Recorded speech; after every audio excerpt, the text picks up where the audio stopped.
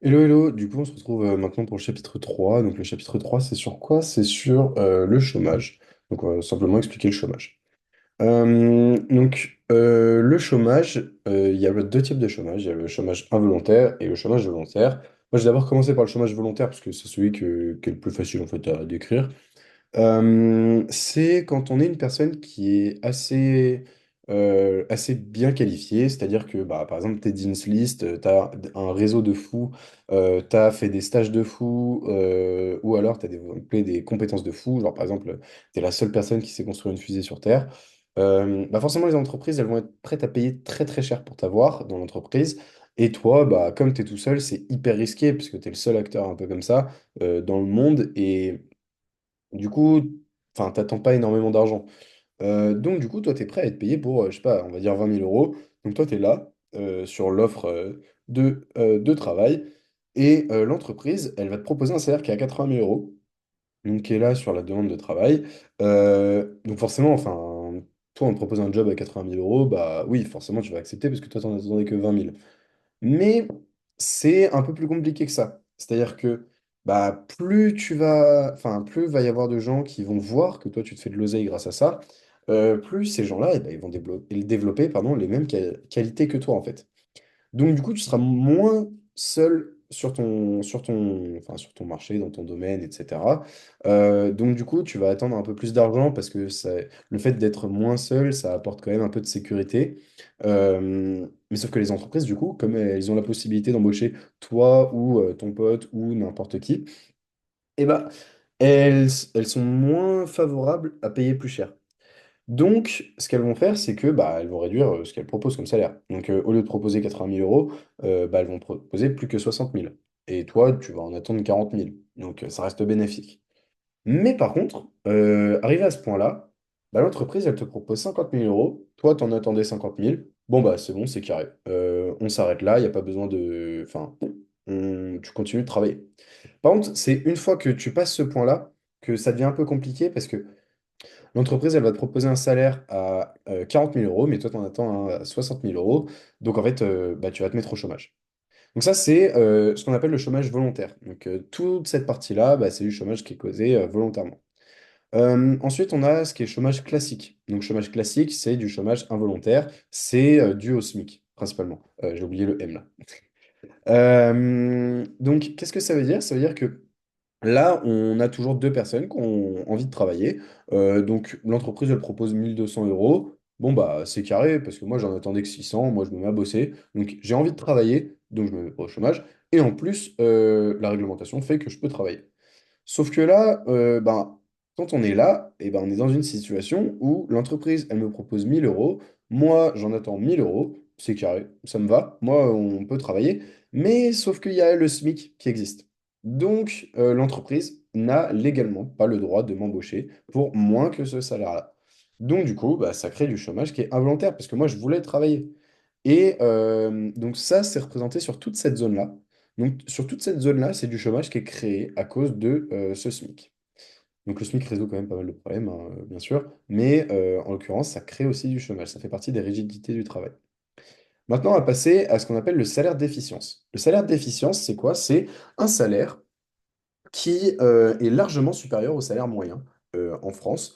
Donc, pourquoi? Parce qu'en fait, quand une entreprise, elle embauche quelqu'un, eh ben, elle va pas savoir si la personne, c'est un branleur ou si la personne, bah, il va maximiser son taux d'effort. Donc, maximiser son taux d'effort, ça veut dire, je sais pas, il arrive le premier, il est hyper productif, il se donne à fond dans tout ce qu'il fait, etc. Ça, l'entreprise, elle n'en sait rien.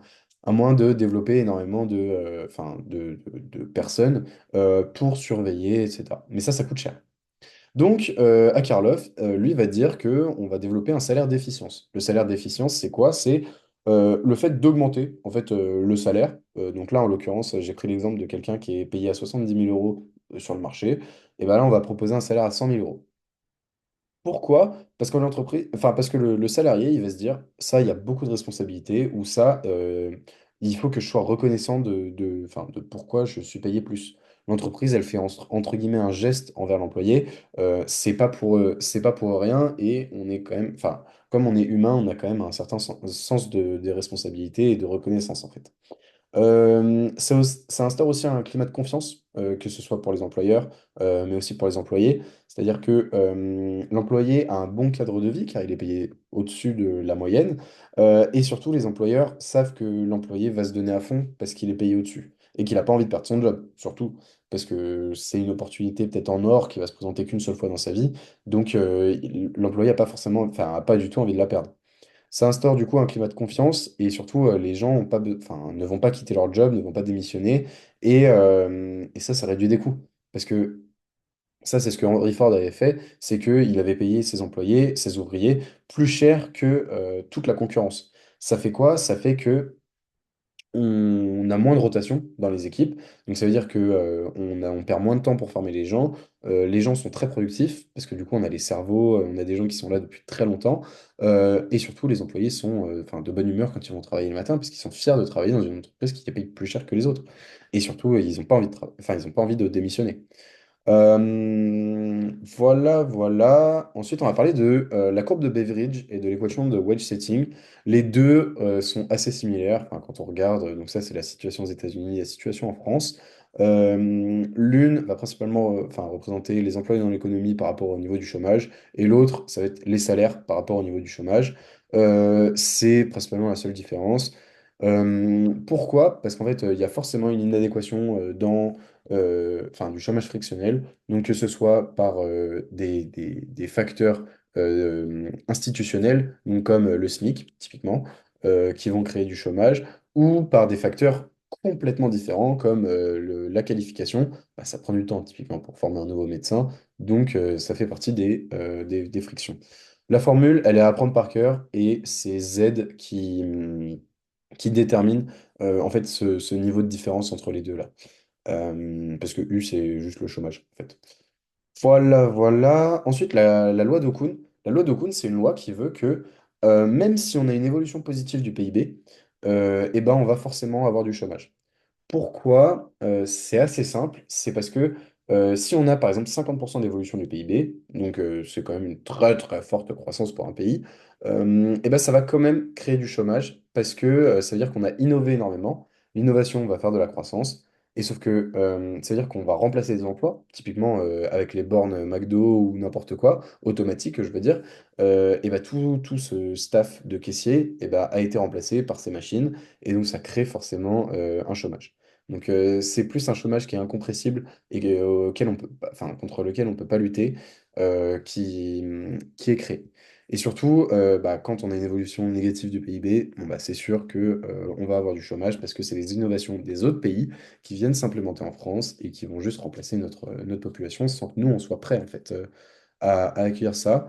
Euh, voilà, et surtout, ça prend du temps de former les gens. Donc, ces gens-là qui ont perdu leur job, et ben ils vont avoir besoin d'un peu de temps pour se reformer et aller dans un autre métier. Donc voilà, c'était tout pour le chapitre 3. Maintenant, on se retrouve bientôt pour le chapitre 4.